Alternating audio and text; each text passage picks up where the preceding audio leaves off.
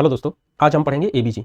दोस्तों मेरा आपसे एक छोटा सा सवाल है, क्या आप एबीजी की रिपोर्ट जब आपके हाथ में होती है तो क्या आप डायग्नोसिस बना पाते हैं, या फिर आप जब एग्जाम में बैठे होते हो या कभी भी आप एमसीक्यू सॉल्व करने की कोशिश करते हो तो जब एबीजी से कोई एमसीक्यू आता है तो क्या आप सॉल्व कर पाते हो? अगर आप नहीं कर पाते हो तो दोस्तों मेरे साथ इस वीडियो में बने रहिए। आई प्रॉमिस यू कि आप हर एमसीक्यू सॉल्व करोगे एबीजी के रिगार्डिंग, और जब एबीजी रिपोर्ट आपके हाथ में होगी तो आप डेफिनेटली उसे डायग्नोस कर पाओगे। आपको पता चलेगा कि इस मरीज की रिपोर्ट में क्या है, एसिडोसिस है, एल्कलोसिस है, रेस्पिरेटरी एल्कलोसिस है, या फिर रेस्पिरेटरी एसिडोसिस है, या फिर मेटाबॉलिक कंपोनेंट है, या फिर कंपनसेटेड है, अनकंपनसेटेड है, पार्शियल कंपनसेटेड है। इस तरीके के हर सवाल का जवाब आपको इस वीडियो में मिलेगा। तो चलिए शुरू करते हैं। तो दोस्तों मेरा पहला सवाल है कि हम एबीजी करते क्यों हैं? तो कृपया आप बताइए कि हम लोग क्यों एबीजी करते हैं। देखिए एबीजी हम करते हैं, एबीजी का फुल फॉर्म क्या है? Arterial blood gas analysis. तो आप देख रहे हो आर्टरी के अंदर, ब्लड के अंदर, आर्टरी के ब्लड के अंदर गैसेस को चेक करने के लिए हम लोग एबीजी करते हैं, यानी कि ब्लड गैसेस एनालिसिस के लिए, जिसमें हम देखते हैं ब्लड में ऑक्सीजन का क्या लेवल है, कार्बन डाइऑक्साइड का क्या लेवल है, या फिर बाइकार्बोनेट का क्या लेवल है, ये सब चेक करने के लिए। जैसे किस किस कंडीशन में करते हैं? क्रोनिक ऑब्स्ट्रक्टिव लंग डिजीज में, सीओपीडी के केस में, क्रोनिक ऑब्स्ट्रक्टिव लंग डिजीज के केस में, और निमोनिया के केस में, या फिर एक्यूट रेस्पिरेटरी डिस्ट्रेस सिंड्रोम के केस में हम लोग पता करते हैं कि एसिडोसिस है या एल्कलोसिस है, हमारा CO2 एक्स्ट्रा वॉश आउट हुआ है या रिटेंशन हुआ है। ये सारी चीजें हम देखने के लिए एबीजी करते हैं। और साथ ही साथ कई बार जब पेशेंट आईसीयू में होता है जब पेशेंट आईसीयू में होता है तो उस केस में पेशेंट शॉक में हो, या सीवियर इंफेक्शन में हो, या फिर वेंटिलेटर पे हो मरीज, या उसके अलावा कोई ट्रॉमा हुआ हो, उस केस में भी हम एबीजी निकालते हैं और देखते हैं कि सिचुएशन क्या है। तो अभी हम शुरू करते हैं एबीजी को कैसे देखना है। तो देखिए दोस्तों, हम जब एबीजी को देखेंगे तो हमें कंफ्यूज नहीं होना है। हमें एबीजी के अंदर तीन चीजें देखनी है। सबसे पहला पीएच, दूसरा CO2, तीसरा बाइकार्बोनेट। तीन कंपोनेंट याद रखिए, पहला पीएच, दूसरा CO2, तीसरा बाइकार्बोनेट। देखिए यहीं से हम याद कर रहे हैं, यहीं से हम सीख रहे हैं, हमें बार बार इन चीजों को रटना नहीं है। अभी इसी वीडियो में मैं आपको 100% सिखा के जाऊंगा कि एबीजी एनालिसिस कैसे करना है। और आई प्रॉमिस यू कि अगर आप मेरे साथ पूरी ईमानदारी से देख रहे हो, पढ़ रहे हो, मुझे सुन रहे हो और समझने की कोशिश कर रहे हो, तो इस वीडियो के एंड में जब मैं आपको पूछूंगा एबीजी दिखा करके, तो आप उन्हें डेफिनेटली एनालाइज कर पाओगे। तो बेटा सबसे पहला पॉइंट है हमारा पीएच, हमें पीएच देखना है, दूसरा हमें CO2 देखना है, और तीसरा हमें बाइकार्बोनेट देखना है। इतना समझ आ गया? हमें एबीजी देखते ही पहले तीन चीजों पे फोकस करना है। First pH, second CO2, third bicarbonate. देखिए एक फॉर्मूला है जो यहाँ पे मैंने लिखा हुआ है, इसको समझिए। आप मुझे बताइए, मैं पीएच को यहाँ पे उल्टा देखूंगा थोड़ा सा। लोग कहते हैं कि पीएच अगर इंक्रीज हुआ तो बाइकार्बोनेट इंक्रीज होगा और CO2 डिक्रीज होगा। हम ऐसे नहीं देखेंगे। पीएच का मतलब जब पीएच कम हो जाता है तो एसिड बढ़ गया, अगर पीएच बढ़ गया तो एल्कलोसिस बढ़ गया। ठीक है, एल्कलोसिस हो गई। तो अब हमें देखना है कि खून के अंदर अगर एसिड बढ़ जाए, एसिड क्या है हमारे पास? CO2। अगर CO2 बढ़ गया यानी कि एसिड बढ़ गया तो पीएच क्या होगा? पीएच एसिडिक हो जाएगा, और एसिडिक पीएच यानी कि पीएच कम हो गया। तो इसको उल्टा देखिए थोड़ा सा कि अगर खून में CO2 बढ़ा हुआ है, एसिड बढ़ा हुआ है, तो पीएच एसिडिक हो जाएगा यानी कि पीएच कम हो जाएगा। और अगर खून के अंदर बाइकार्बोनेट बढ़ा हुआ है, तो पीएच बढ़ जाएगा, पीएच भी एल्कलोसिस हो जाएगा, बढ़ जाएगा, क्योंकि बाइकार्बोनेट क्या होता है? एल्कलोसिस पार्ट होता है, बेस पार्ट होता है। तो जब बेस बढ़ेगा यानी कि एल्कलोसिस बढ़ेगा, यानी कि बाइकार्बोनेट बढ़ेगा, HCO3 बढ़ेगा, तो हमारा पीएच भी बढ़ेगा, क्योंकि पीएच जब बढ़ता है तो बेस बढ़ता है, और बाइकार्बोनेट जब बढ़ता है तो बेस बढ़ता है। तो जब खून में बाइकार्बोनेट बढ़ा तो पीएच बढ़ा, खून में कार्बन डाइऑक्साइड बढ़ा तो पीएच कम हुआ, क्योंकि कार्बन डाइऑक्साइड एसिडिक पार्ट होता है। तो क्या आपको इतना याद हो गया? कृपया वीडियो के कमेंट में लिख दीजिए यस। यस लिखने के बाद हम आगे बढ़ते हैं। तो हमें तीन चीजें देखनी होती हैं, पीएच, बाइकार्बोनेट और CO2। इसमें अगर CO2 जो है वो एसिडिक पार्ट है, अगर CO2 बढ़ता है तो पीएच भी एसिडिक हो जाएगा, यानी कि पीएच गिर जाएगा। ऐसे ही बाइकार्बोनेट बेस का पार्ट है, तो अगर बाइकार्बोनेट बढ़ गया तो पीएच भी बढ़ जाएगा, बेस की तरफ चला जाएगा। ठीक है, बढ़ जाएगा। ठीक, ये पॉइंट याद रखिए। अब इससे आगे बढ़ते हैं। देखिए इनकी नॉर्मल वैल्यूज क्या होती हैं। पीएच की नॉर्मल वैल्यू होती है 7.35 से लेके 7.45। क्या होती है? 7.35 से लेके 7.45, ये नॉर्मल ब्लड पीएच होता है। अब इस पीएच के पॉइंट के बाद के शब्द निकाल लीजिए, 35 से लेके 45, ये CO2 की वैल्यू होती है, ये CO2 की वैल्यूज होती हैं। तो वैल्यूज याद रखिए। सबसे पहले पीएच 7.35 से लेके 7.45, ये नॉर्मल ब्लड पीएच होता है। उसके बाद नॉर्मल CO2, ब्लड CO2, तो नॉर्मल सीरम CO2 क्या होगा? 35 से 45। लास्ट पॉइंट आता है बाइकार्बोनेट, ये क्या होगा? 22 से 27, यानी कि 22 से 27। तो इनको याद रखेंगे। वैल्यूज याद हो गई आपको? अगर नहीं याद हुई एक बार और रिपीट करो। पीएच 7 लगा दो, आगे पॉइंट लगा दो, 35 से 7.35 से 7.45 नॉर्मल ब्लड पीएच। अब CO2 35 से 45 नॉर्मल CO2 लेवल ब्लड में, और बाइकार्बोनेट 22 से 27, ये बाइकार्बोनेट। देखिए अब हमें देखना क्या है, इसमें हमें समझना क्या है, तो इसमें समझने की चीज है कि जब हम पीएच को देख रहे हैं, अगर पीएच कम हो गया, ठीक है, अगर पीएच कम हो गया, ये देखिए अगर 7.35 से कम होता है तो एसिडोसिस होती है, और अगर 7.35 से 7.45 से ज्यादा बढ़ जाता है तो एल्कलोसिस होती है। ठीक, ऐसे ही जब हम CO2 की बात करते हैं, पहले तो हमने देखा पीएच कि कब एसिडोसिस है, कब एल्कलोसिस है। अब दूसरा पार्ट हम देखेंगे कि प्रॉब्लम रेस्पिरेशन में है या प्रॉब्लम मेटाबॉलिक में है। तो रेस्पिरेशन यानी कि CO2 में चेंज आएगा, तो अगर CO2 में कम या ज्यादा हो रहा है तो रेस्पिरेटरी प्रॉब्लम है, अगर एबनॉर्मलिटी बाइकार्बोनेट में आ रही है तो मेटाबॉलिक प्रॉब्लम है। इतना समझ आ गया। पहले हम देखेंगे पीएच एसिडिक है या फिर एल्कलोसिस है, उसके बाद देखेंगे हम बाइकार्बोनेट, अगर इसमें बदलाव है तो प्रॉब्लम मेटाबॉलिक है, फिर देखेंगे हम CO2, अगर इसमें प्रॉब्लम है तो प्रॉब्लम रेस्पिरेटरी है। तो ये चीजें समझ आ गई कि रेस्पिरेटरी कब होता है, मेटाबॉलिक कब होता है, और पीएच समझ आ गया कि एसिडोसिस कब होती है और एल्कलोसिस कब होती है। मेरे ख्याल से इतना आपको समझ आ गया होगा, ये बहुत ही सिंपल तरीके से मैं बता रहा हूं आपको, ठीक है, ये याद रखिएगा। अब बढ़ते हैं आगे। देखिए मैंने आपको बताया कि अगर पीएच 7.35 से कम हो जाए तो एसिडोसिस हो जाए, और अगर पीएच 7.45 से ज्यादा हो जाए, 7.45 से ज्यादा हो जाए तो एल्कलोसिस हो जाएगी। ठीक है, ये चीज याद रखिए। क्लियर। अब इसके बाद आप देखेंगे, मैंने आपको बताया दो सिस्टम है बॉडी के अंदर, एक तो होता है रेस्पिरेटरी सिस्टम और दूसरा होता है मेटाबॉलिक सिस्टम। मेटाबॉलिक सिस्टम किसके हाथ में होता है, किडनी के हाथ में। अच्छा, दूसरी भी चीजें हैं जैसे वॉमिटिंग हो जाए, कुछ हो जाए उस केस में, लेकिन आप समझ लीजिए कि मेटाबॉलिक सिस्टम यानी कि किडनी, ठीक है, और रेस्पिरेटरी सिस्टम यानी कि लंग्स। CO2 लंग्स, बाइकार्बोनेट यानी कि किडनी। ठीक है, ये ध्यान रखिए। तो अभी हम दो चीजों की बात कर रहे हैं, मेटाबॉलिक यानी कि बाइकार्बोनेट और CO2 यानी कि रेस्पिरेटरी प्रॉब्लम। तो ये दो सिस्टम आपको ध्यान रखने हैं, हमें दो ही कंपोनेंट देखने होते हैं, मेटाबॉलिक है या रेस्पिरेटरी है, एसिडोसिस है या एल्कलोसिस है। बहुत ज्यादा बड़ी कहानी नहीं है। ठीक है, अब यहां देखिए आप, अगर मान लीजिए पीएच बढ़ गया यानी कि एल्कलोसिस हो गई। अब बताइए पीएच बढ़ेगा तो एल्कलोसिस होगी, तो CO2 का क्या होगा उस केस में, CO2 बढ़ेगा या कम होगा। भाई CO2 एसिडिक पार्ट है, तो जब टोटल पीएच हम देख रहे हैं और टोटल पीएच हमारी बढ़ी हुई है यानी कि बेस पार्ट ज्यादा है, तो CO2 डेफिनेटली कम हो जाएगा। ठीक है, तो आप देख रहे हो जब पीएच बढ़ता है तो CO2 कम हो जाता है, और जब पीएच डिक्रीज होगा यानी कि खून में एसिड बढ़ेगा तो पीएच कम होगा यानी कि एसिड बढ़ेगा। तो एसिडिक पार्ट कौन सा है, CO2। तो CO2 जब बढ़ गया तो इसने क्या बढ़ाया, एसिड बढ़ा दिया भाई साहब।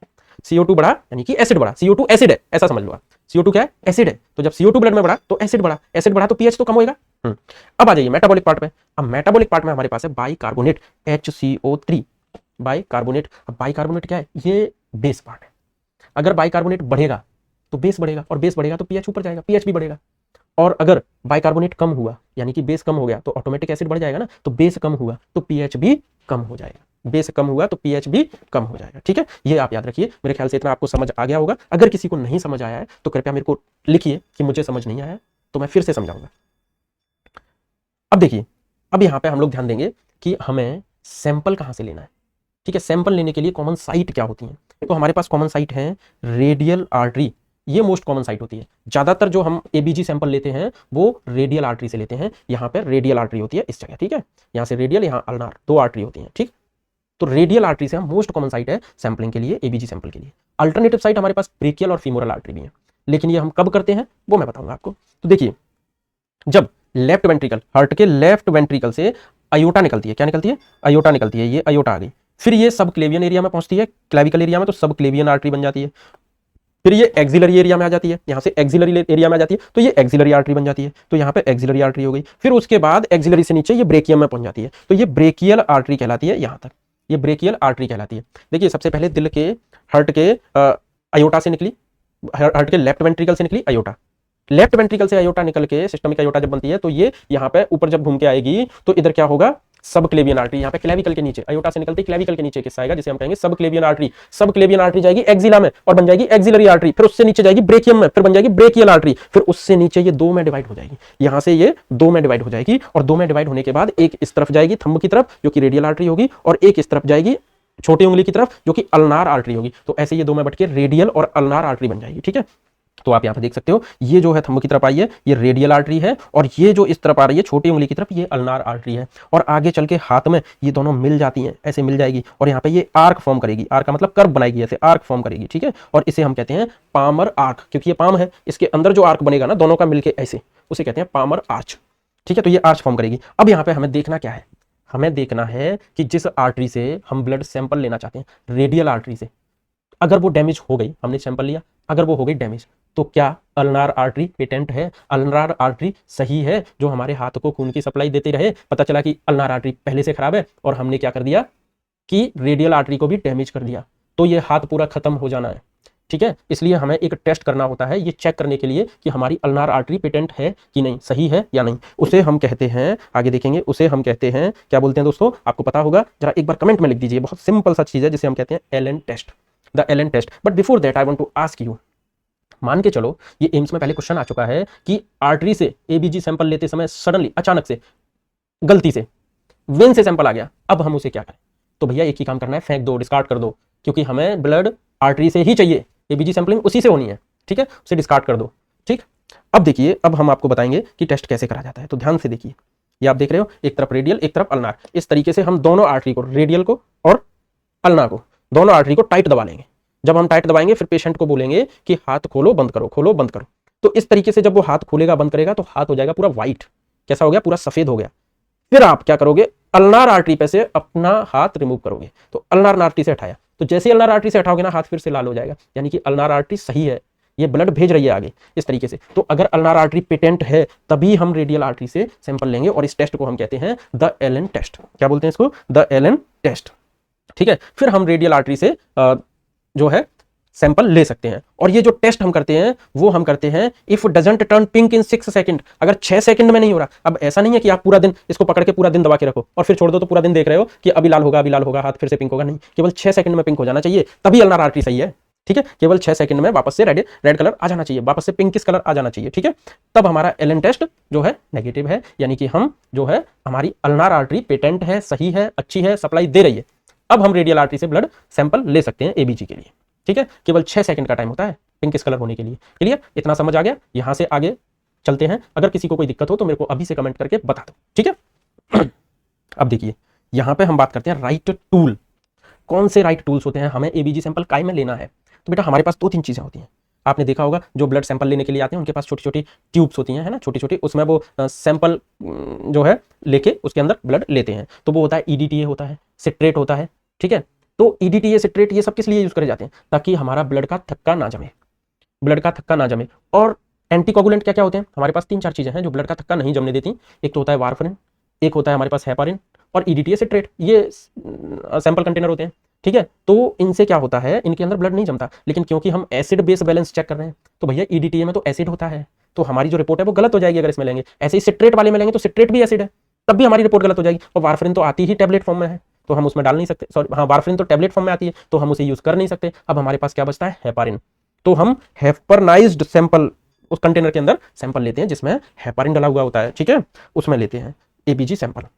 अब हमने एबीजी सैंपल ले लिया, ब्लड आ गया हमारे पास। अब हम ढूंढेंगे इसमें बीमारी।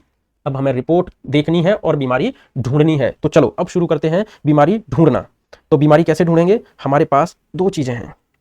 ठीक है, क्या क्या है 2 चीजें? देखो यहाँ पे 4 लिखा है, डेफिनेटली 4 है, लेकिन 2 चीजें हैं, एक एसिड, एक एल्कलोसिस, और दूसरी 2 चीजें हैं रेस्पिरेटरी और मेटाबॉलिक। अब ये सब मिलके 2-2 मिलके 4 हो गया। ठीक है, कैसे हो गया 4? अभी हम देख लेते हैं। हमारे पास एक तो है रेस्पिरेटरी एबनॉर्मलिटी। भाई एबनॉर्मलिटी का कहाँ है? आदमी बीमार कैसे है? क्या फेफड़ों की बीमारी है? क्या रेस्पिरेटरी प्रॉब्लम है? ठीक है, उसके अकॉर्डिंग हमारे पास 2 पार्ट है। एक तो रेस्पिरेटरी, तो रेस्पिरेटरी में या तो एसिडोसिस होगा या एल्कलोसिस होगा, लेकिन दोनों के लिए हमें देखना क्या पड़ेगा? फर्स्ट, सबसे पहले क्या देखेंगे? पीएच देखेंगे भैया। क्या देखेंगे? पीएच देखेंगे। अगर रेस्पिरेटरी एसिडोसिस है तो पीएच हो जाएगा कम, अगर रेस्पिरेटरी एसिडोसिस है तो पीएच हो जाएगा कम, अगर रेस्पिरेटरी एल्कलोसिस है तो भैया पीएच बढ़ जाएगा। हमने क्या देखा? पीएच देखा। ध्यान से देखो, ये पीएच कम हो गया एसिडोसिस के केस में, और एल्कलोसिस के केस में पीएच बढ़ गया, इंक्रीज हो गया एल्कलोसिस के केस में। तो ध्यान रखेंगे, सबसे पहले तो हमें यही देखना है कि एसिडोसिस है कि एल्कलोसिस है। उसके लिए हम देखेंगे पीएच को, पीएच कम है या ज्यादा है। करेक्ट, चाहे वो मेटाबॉलिक हो चाहे एल्कलोसिस हो, उससे मेटाबॉलिक हो या एसिडोसिस हो, रेस्पिरेटरी हो, उससे हमें फर्क नहीं पड़ता। हमें सबसे पहले क्या देखना है? ये एसिडोसिस है या एल्कलोसिस है। उसके लिए हम सबसे पहले ओनली एक चीज को देखेंगे, पीएच को। पीएच कम एसिडोसिस, पीएच ज्यादा एल्कलोसिस। क्लियर? अब ये पीएच तो पता चल गया भैया कि ये पीएच कम है, एसिडोसिस है, पता चल गया। अब हमें दूसरी चीज देखनी है कि मेटाबॉलिक है या फिर सिचुएशन एल्कलोस वो रेस्पिरेटरी है। तो अब हमें देखना है CO2 और बाइकार्बोनेट। तो हम देखते हैं कि अगर प्रॉब्लम रेस्पिरेटरी है तो इसमें बदलाव आएगा साथ में CO2। अगर CO2 बढ़ गया, पीएच कम हो गया, तो रेस्पिरेटरी एसिडोसिस। और अगर CO2 कम हो गया, और पीएच बढ़ गया तो रेस्पिरेटरी एल्कलोसिस। क्लियर? अब देखो, रेस्पिरेटरी एसिडोसिस, पीएच हो गया कम, एसिड कंपोनेंट, पीएच हो गया कम, ब्लड में एसिड बढ़ गया, बढ़ाया किसने? CO2 ने, क्योंकि CO2 एसिड होता है, CO2 बढ़ गया तो ये हो गया रेस्पिरेटरी एसिडोसिस। ऐसे ही जब पीएच हो गया बेटा कम, सॉरी पीएच बेटा बढ़ गया, पीएच क्या हो गया? बढ़ गया, तो प्रॉब्लम हो गई एल्कलोसिस, क्योंकि एसिड कम हो गया, पीएच जो है बढ़ गया तो एल्कलोसिस कंडीशन, खून में बेस ज्यादा है, खून में एसिड कम हो गया है, बेस ज्यादा है, ठीक है, तो ये हो गई एल्कलोसिस। अब देखो CO2 को, एसिड को, CO2 को, तो CO2 हो गई ये कम, यानी कि एसिड हो गया कम, तो बेटा रेस्पिरेटरी एल्कलोसिस, क्योंकि CO2 कार्बन डाइऑक्साइड ऑक्सीजन कहां से आदान प्रदान होता है? फेफड़ों से, रेस्पिरेटरी सिस्टम से, इसलिए रेस्पिरेटरी सिचुएशन, तो बेटा बहुत आसान है। दूसरा सेम सिचुएशन, सेम तरीके से हम देख लेंगे मेटाबॉलिक कंपोनेंट। अब ये देखो आप, मेटाबॉलिक पीएच कम यानी कि एसिडोसिस, लेकिन अब हम क्योंकि मेटाबॉलिक कंडीशन देख रहे हैं तो बाइकार्ब को देखेंगे। बाइकार्ब क्या होता है? बेस होता है। अगर बाइकार्ब कम हो गया, बाइकार्बोनेट कम हो गया तो क्या हुआ बेटा? एल्कलोसिस हो गई, लेकिन मेटाबॉलिक हुई है ना, क्योंकि पीएच भी कम है, बाइकार्बोनेट भी कम है, मेटाबॉलिक एसिडोसिस। पीएच बढ़ा हुआ है, बाइकार्बोनेट भी बढ़ा हुआ है, मेटाबॉलिक एल्कलोसिस, ठीक है। तो बेटा ये ध्यान रखेंगे, ये बहुत ही सिंपल सी सिचुएशन है। अब देखना हमें ये है कि किस किस कंडीशन में ऐसा होता है बेटा। प्रॉब्लम अगर रेस्पिरेटरी एसिडोसिस की बात कर रहा हूं मैं, ध्यान से देखो इस बंदे को, इसको परेशानी क्या है? सांस लेने में दिक्कत है, सांस लेने में दिक्कत है तो क्या होगा? ये हाइपोवेंटिलेशन कर रहा है, सांस छोड़ नहीं पा रहा पूरे तरीके से, तो सांस नहीं छोड़ रहा तो CO2 कहाँ रह जाएगा? ब्लड में रह जाएगा, और जब CO2 ब्लड में रह जाएगा तो क्या होगा? एसिड बढ़ जाएगा, तो क्या होगा? एसिडोसिस हो जाएगी। अब बेटा एसिडोसिस कौन सी होगी? परेशानी फेफड़ों की है तो रेस्पिरेटरी एसिडोसिस होगी यार, ठीक है, तो क्या होगा? रेस्पिरेटरी एसिडोसिस होगी। क्लियर? और ऐसा कब होता है? जब सांस छोड़ने में दिक्कत आती है, जब होता है अस्थमा के केस में, COPD के केस में, शैलो ब्रीथिंग हो जाए, ठीक से सांस नहीं छोड़ पा रहा, शैलो ब्रीदिंग हो गई, तब क्या होगा? CO2 रिटेंशन हो जाएगा, कार्बन डाइऑक्साइड रिटेंशन हो जाएगा, ठीक है, कार्बन डाइऑक्साइड ब्लड में ही रह जाएगा, बढ़ने लगेगा, बाहर नहीं निकल पाएगा, तो रेस्पिरेटरी एसिडोसिस की सिचुएशन हो जाएगी, ठीक है। ऐसे ही हम बात करते हैं दूसरी, जब हाइपर वेंटिलेशन हो जाए, आदमी अपने फेफड़ों से जल्दी जल्दी सांस ले रहा है, जल्दी जल्दी, और एकदम से CO2 को बाहर निकाल के फेंक दे रहा है, जब बाहर बहुत सारा CO2 निकल जाएगा, ठीक है, तब क्या होगा? प्रॉब्लम एल्कलोसिस, क्योंकि CO2 तो एसिड है, एसिड तो फेंक दिया बाहर, तो क्या होगा? एल्कलोसिस। और प्रॉब्लम कौन कर रहा है? फेफड़े, तो रेस्पिरेटरी एल्कलोसिस, ठीक है, रेस्पिरेटरी एल्कलोसिस, क्योंकि CO2 वॉश आउट हुआ है, CO2 फेफड़ों ने CO2 को फेंक दिया। तो ये कब होता है? पैनिक सिचुएशन, जब कोई बहुत ज्यादा पैनिक हो जाए, या फिर हाई वेंटिलेशन सेटिंग, मान लो कोई पेशेंट वेंटिलेटर पे है और उसने जल्दी जल्दी जल्दी जल्दी वॉश आउट करा दिया, हाइपर वेंटिलेट कर दिया, ठीक है, ब्लोइंग डाउन टू मच हो रहा है, बार बार ब्लोइंग ऐसे करके बार बार सांस जो है बाहर निकल रही है जल्दी जल्दी, ठीक है, उस केस में CO2 वॉश आउट हो जाएगा, ठीक है, तो रेस्पिरेटरी एल्कलोसिस हो जाएगा। दूसरी कंडीशन है मेटाबॉलिक एसिडोसिस। तो बेटा मेटाबॉलिक एसिडोसिस मैं बात कर रहा हूं, मेटाबॉलिक एसिडोसिस, एसिड बढ़ गया तो किडनी, मैंने आपको बताया था ना, किडनी यानी कि खून के अंदर एसिड जो है वो बढ़ने लगेगा, तो कैसे बढ़ेगा भाई? किडनी जो है वो आपका उसको हाइड्रोजन आयंस को बाहर नहीं निकाल पा रही, रिटेंशन कर रही है, एसिड रिटेंशन कर रही है। किडनी फेलियर के केस में जब यूरिन आना बंद हो जाता है तब क्या होता है? एसिडोसिस हो जाती है, ठीक है। दूसरा डायबिटिक कीटो एसिडोसिस, भाई कीटोन बॉडी तो खुद एसिड है, तो डायबिटिक कीटो एसिडोसिस में भी मेटाबॉलिक एसिडोसिस बढ़ जाती है, ठीक है। दूसरा है मेटाबॉलिक एल्कलोसिस, तो एल्कलोसिस का मतलब है हाइड्रोजन आयंस बाहर फेंक दिए। अब कौन फेंकेगा? या तो फेंके किडनी, तो किडनी नहीं फेंक रही तो कौन फेंकेगा? आपको वॉमिटिंग होना शुरू हो गई, बार बार उल्टियां हो रही हैं, बार बार उल्टियां हो रही हैं, उस केस में क्या होगा? मेटाबॉलिक एल्कलोसिस हो जाएगी, क्योंकि हाइड्रोजन आयंस सब बाहर निकल जाएंगे। सीवियर वॉमिटिंग के केस में जब पेट से एसिड लॉस होता है, पेट में क्या होता है? हाइड्रोक्लोरिक एसिड होता है ना, H+ आयन होते हैं ना, हाइड्रोक्लोरिक एसिड होता है, क्योंकि H+ आयन के साथ मिलकर बनता है। तो जब आपने हाइड्रोक्लोरिक एसिड को वॉमिट कर करके बाहर निकाल दिया तो बॉडी क्या करेगी? ब्लड से सारे एसिड को निकाल के पेट की पीएच को नॉर्मल करने की कोशिश करेगी, तो क्या होगा? ब्लड जो है उसके अंदर एसिड कम रह जाएगा, ठीक है, जिससे मेटाबॉलिक एल्कलोसिस हो जाएगी, ठीक है बेटा। तो आप ये याद रखेंगे। यहां तक सब समझ आ गया? किसी को कोई डाउट तो नहीं है? अगर डाउट है तो मेरे को बताओ, कमेंट करो, ठीक है जी, कमेंट करो। और देखो ये जो कोर्स है मेरा कंप्लीट कोर्स आपको मेरे एप्लीकेशन पर मिलेगा, गुरु वेदांता एप्लीकेशन पर, ठीक है। आप यूट्यूब का लोगो देख सकते हैं, गुरु वेदांता का लोगो सेम मेरे एप्लीकेशन का लोगो है, आप डाउनलोड कीजिए और वहां पे आपको ऐसी अनलिमिटेड वीडियोस मिलेंगी, ठीक है। बहुत कॉस्टली कोर्स नहीं है, और कोर्स की कॉस्ट तो छोड़ो यार, फ्री वीडियोस बहुत सारी पड़ी हुई हैं। इवन ये जो आपको मैं पढ़ा रहा हूँ अभी ABG, ये भी फ्री वीडियोस में है, और इसके नोट्स भी आपको फ्री में एप्लीकेशन पर अवेलेबल हो जाएंगे। जब आप फ्री नोट्स पर क्लिक करोगे ना तो आपको मिल जाएंगे, इसलिए डाउनलोड करो। नर्सिंग कॉम्पिटेटिव एग्जाम की तैयारी कर रहे हो आप, गवर्नमेंट जॉब के लिए, तो आप नर्सिंग सेलेक्ट करो, वहां पे आपको मिल जाएगा। सारी चीजें हर जगह अवेलेबल है। आप MBBS के स्टूडेंट हो, आप MBBS सेलेक्ट करो, अपनी ईयर सेलेक्ट करो, वहां पे आपको मिल जाएगा।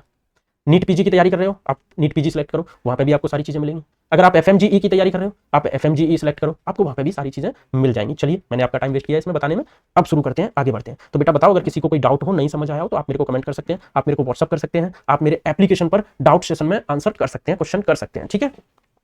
अब देखिए, जो 3 चीजें हैं बेटा जो ABG को समझने में सबसे ज्यादा परेशान करती हैं, कौन सी 3 चीजें हैं? 3 शब्द समझ लो।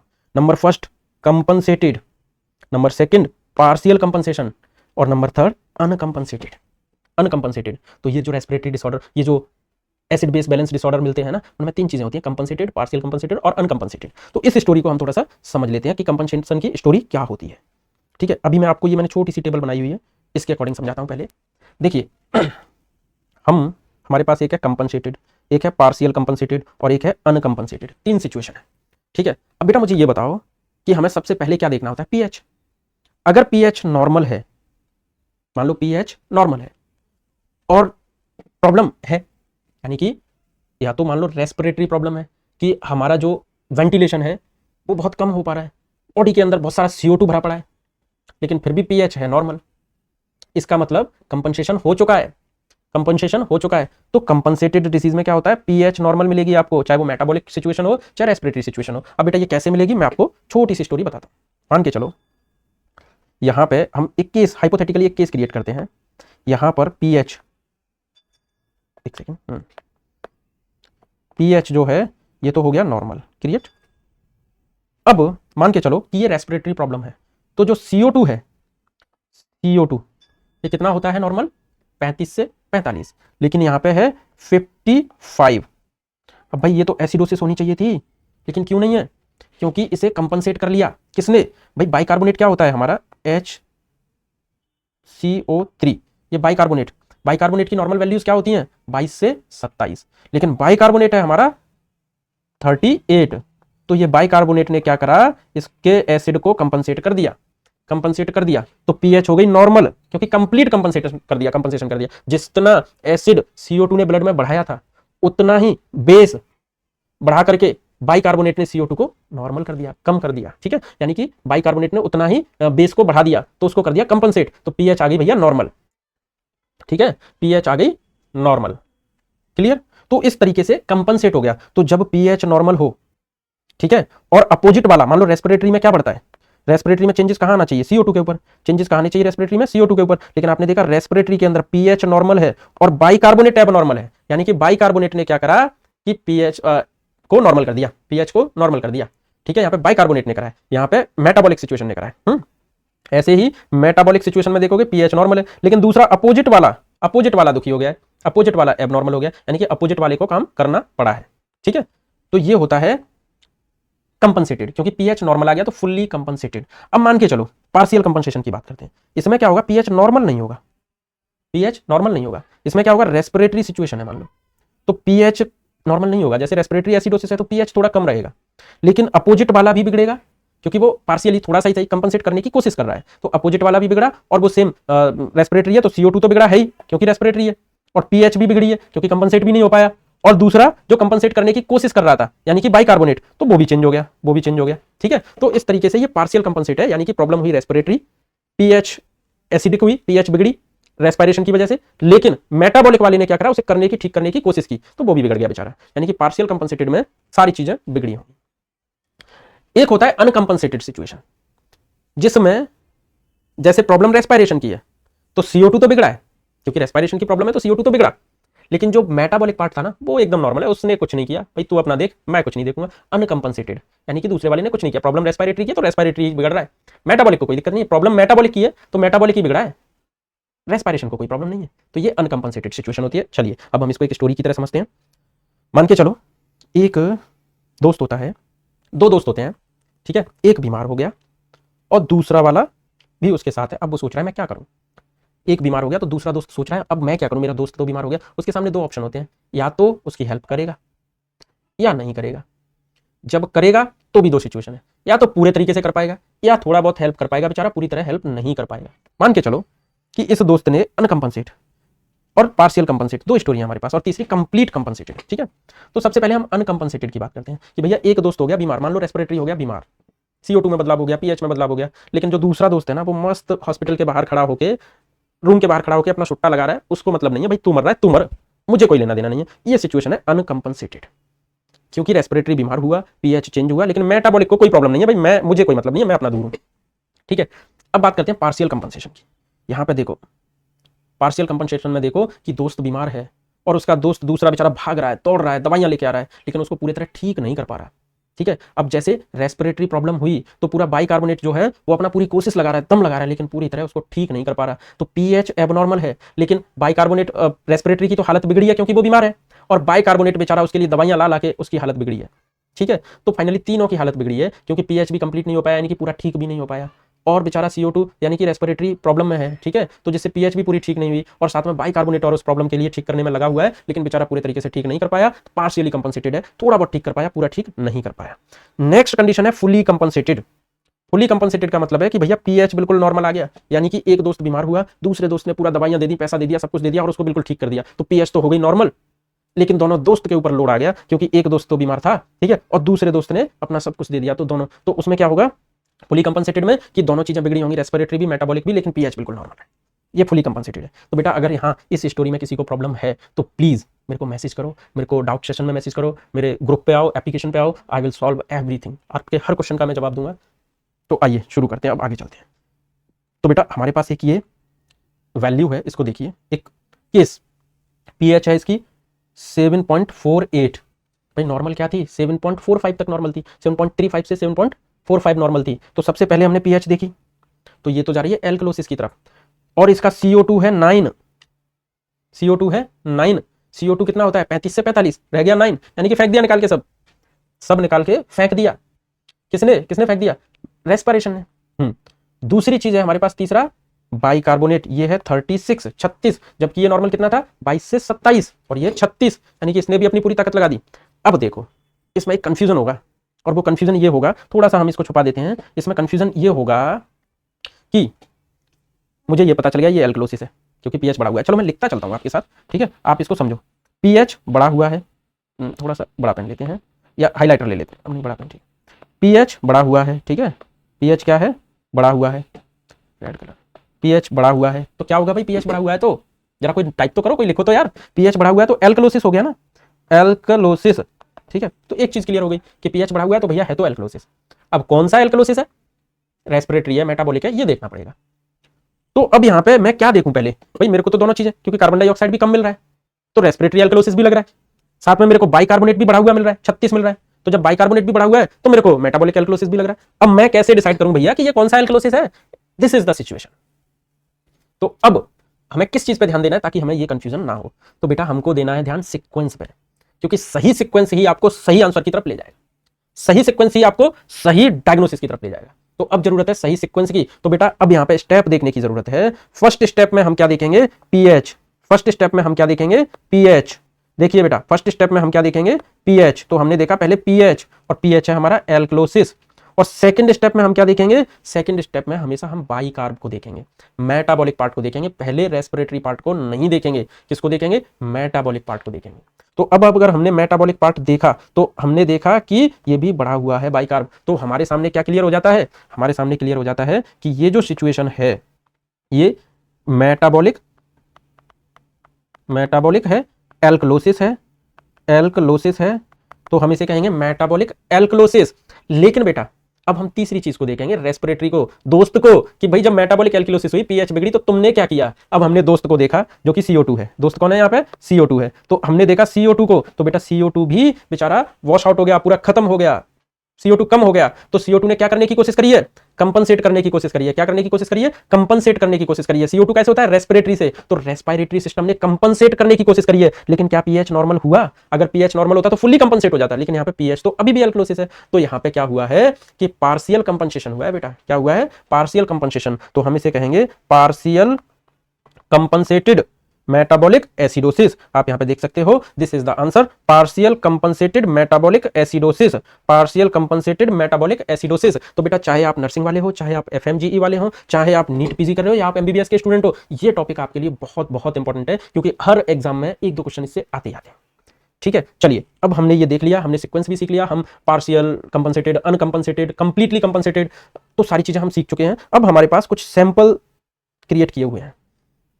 तो केस नंबर फर्स्ट बेटा, केस नंबर फर्स्ट है हमारा, इसके अंदर क्या है आप ध्यान से देखेंगे, इसके अंदर पीएच देखो ध्यान से, ये इतना होता नहीं, हाइपोथेटिकली क्रिएट किया है, इसको हम क्रिएट कर लेते हैं, इसको इसको इसको क्या कर लेते हैं, 7.30,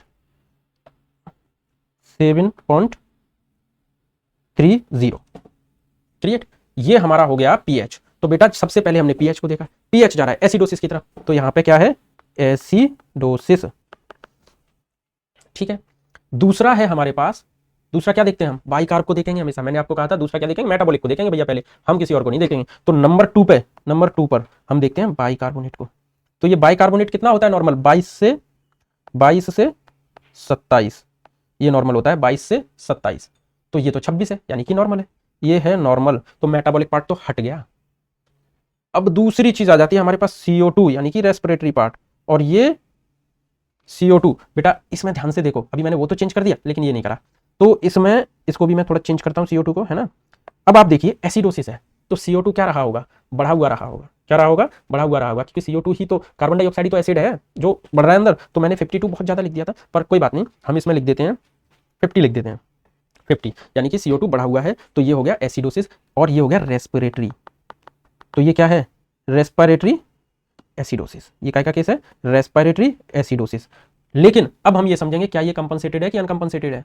तो भैया हमारा दूसरा पार्ट जो है वो बिल्कुल नॉर्मल है, ठीक है, तो ये अनकंपनसेटेड है। उसने उसको दूसरा पार्ट, आप देखो मेटाबॉलिक पार्ट को, ये तो नॉर्मल है 26 है, क्योंकि 22 से 27 नॉर्मल होता है, तो ये 26 है। तो यहाँ पे क्या हुआ, कंपनसेट करने की कोशिश की नहीं करी, बिल्कुल कंपनसेट करने की कोशिश ही नहीं करी, तो ये ना तो पार्शियल कंपनसेटेड है ना कंप्लीटली कंपनसेटेड है, ये तो अनकंपनसेटेड है। तो अनकंपनसेटेड रेस्पिरेटरी एसिडोसिस, ठीक है, तो ये अनकंपनसेटेड रेस्पिरेटरी एसिडोसिस। अब नेक्स्ट केस है, जरा इसका बताओ मुझे, कमेंट करो कि ये क्या है।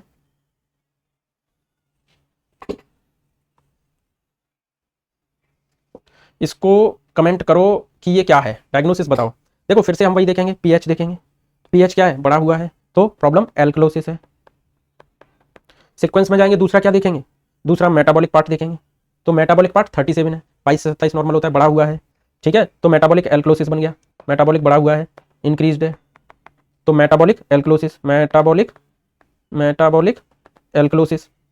अब इसे देखेंगे CO2 को, तो CO2 ने क्या करा, कंपनसेट करने की कोशिश की है, क्योंकि इसने अपने एसिड को बढ़ाने की कोशिश की है। ये 35 से 45 होता है, ये तो 52 पहुंच गया, तो इसने बढ़ाने की कोशिश की है, और फिर भी पीएच में प्रॉब्लम है, पीएच फिर भी नहीं हुआ। देखो इसने बढ़ाने की कोशिश की, कंपनसेट करने की कोशिश की है, इसने क्या करा है, इसने कंपनसेट करने की कोशिश करी है। भाई ये जो रेस्पिरेटरी पार्ट है इसने तो कंपनसेट करने की कोशिश करी है, कंपनसेट करा है, लेकिन गलती उसकी नहीं है, ये पूरा नहीं हुआ कंपनसेट, ये पूरा तो नहीं हो पाया, पीएच नॉर्मल तो नहीं हो पाया, तो ये क्या हुआ, पार्शियल कंपनसेटेड। तो partial compensated metabolic alkalosis, partial compensated metabolic alkalosis. तो दोस्तों ये सिचुएशन है। तो मेरे ख्याल से अब आप सभी जब भी एबीसी देखोगे तो कम से कम इतना तो समझ पाओगे कि ये कंडीशन क्या है, ये कंपनसेटेड है, अनकंपनसेटेड है, एसिडोसिस है, एल्कलोसिस है, रेस्पिरेटरी है, मेटाबॉलिक है। ये चीजें आप अच्छे से समझ पाओगे, सारे एमसीक्यूज के आंसर कर पाओगे अगर एबीजी से आते हैं तो, और हर एबीजी रिपोर्ट को अब आप पढ़ पाओगे, देख पाओगे। Thank you.